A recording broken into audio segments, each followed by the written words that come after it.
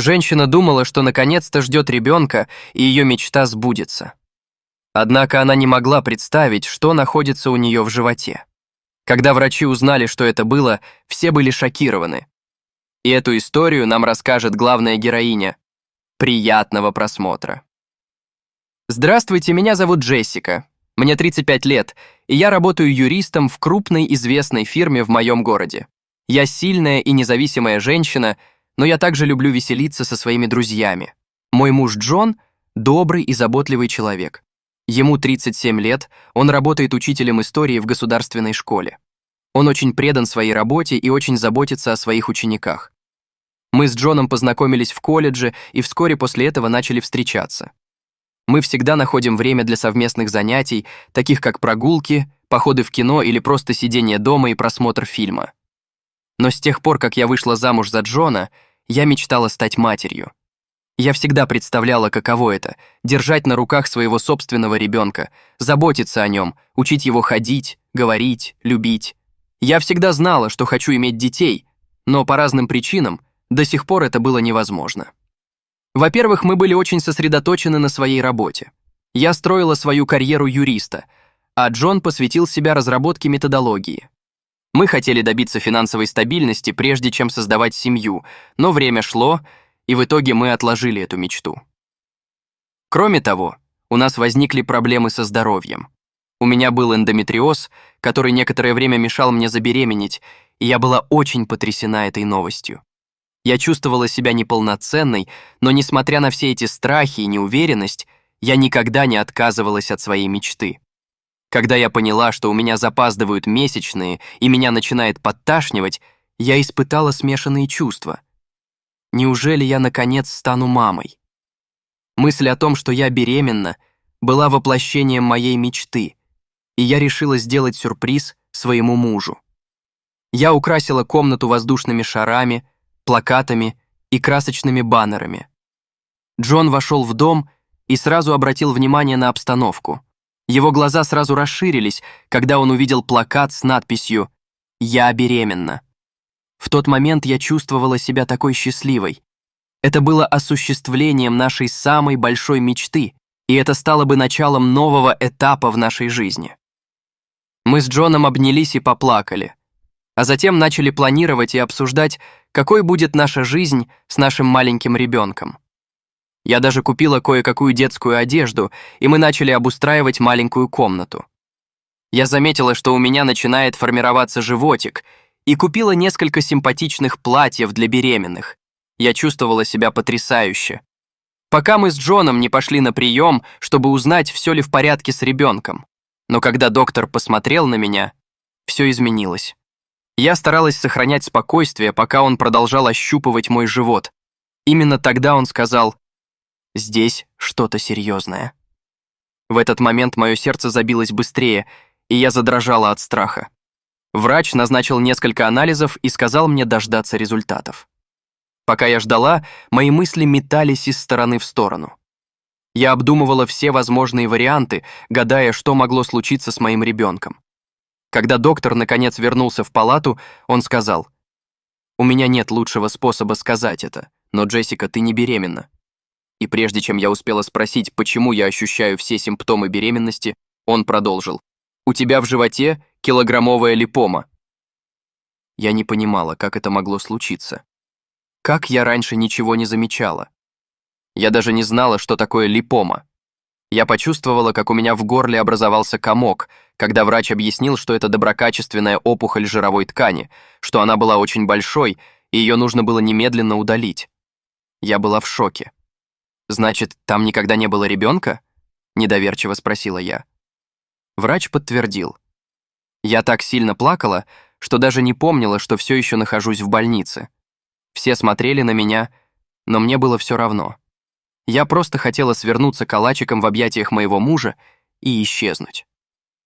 Операцию по удалению опухоли назначили на конец месяца, и каждый божий день этого месяца был настоящей пыткой. Я просто потеряла желание жить.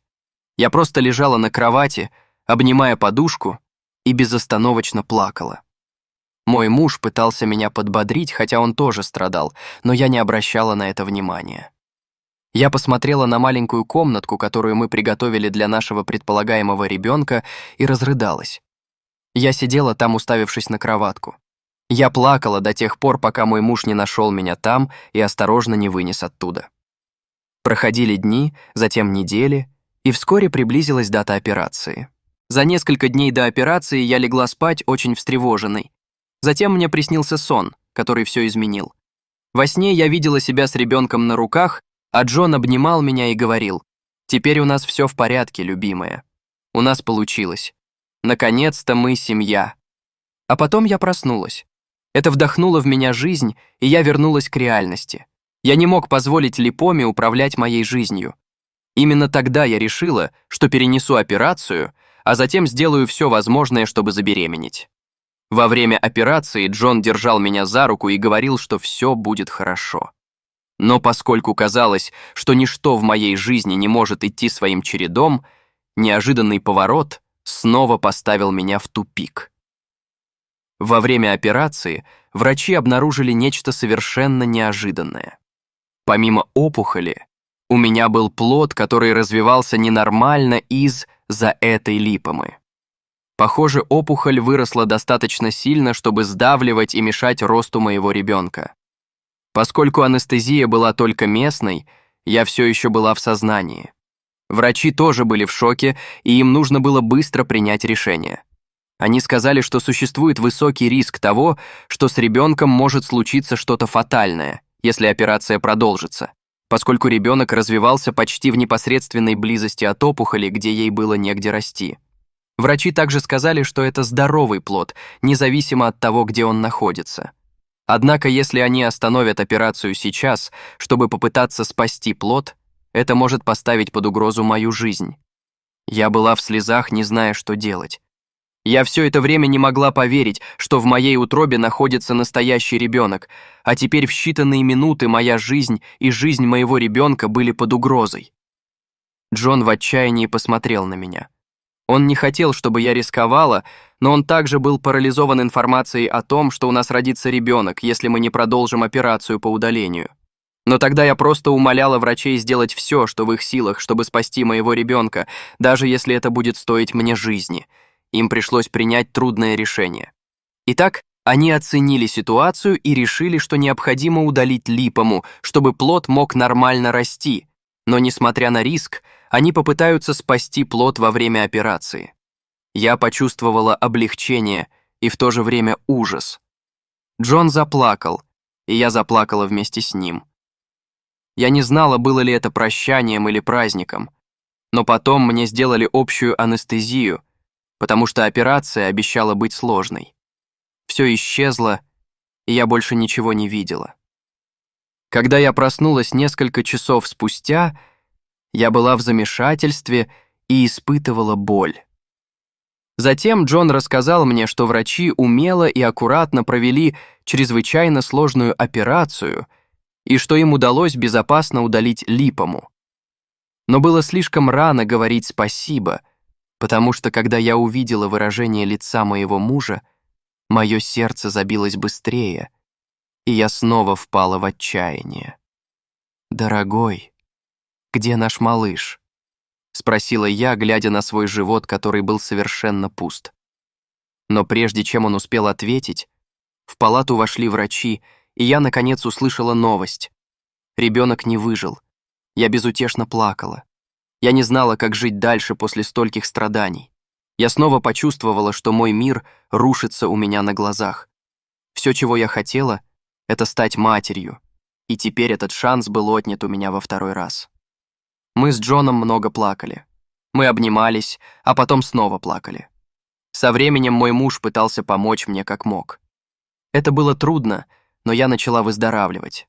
Я начала заниматься тем, что мне нравилось, я сблизилась с друзьями и снова начала смотреть в будущее. И именно в этом будущем я увидела лучик солнца. Я снова забеременела, и радость, которую я испытывала, была неописуемой.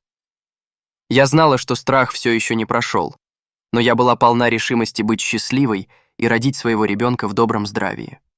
На протяжении всей беременности Джон всегда был рядом со мной, и мы снова были очень взволнованы. Это было похоже на то, что часть моего сердца, которая покинула меня после потери моего первого ребенка, вернулась ко мне. И вот я, наконец, родила нашего сына Стивена. Это было неописуемое чувство. Меня переполняли страх и тревога, но когда я впервые услышал его крик, я поняла, что оно того стоило. Лежа у меня на груди, Джон обнял меня и сказал несколько слов, которые, как мне показалось, я уже слышала. «Теперь у нас все в порядке, любимая. У нас получилось. Наконец-то мы — семья». С этого момента наша жизнь полностью изменилась. Конечно, мы провели много бессонных ночей, меняя подгузники и ухаживая за сыном, но никогда еще мы не были так счастливы. Сегодня, оглядываясь назад, я понимаю, что вся эта боль и страдания того стоили. Я узнала, что жизнь полна взлетов и падений, но любовь всегда все преодолевает. Дорогие зрители, что вы думаете об этой истории? Расскажите, пожалуйста, в комментариях. А если вам понравилось это видео, то ставьте лайк и подписывайтесь на наш канал. До свидания.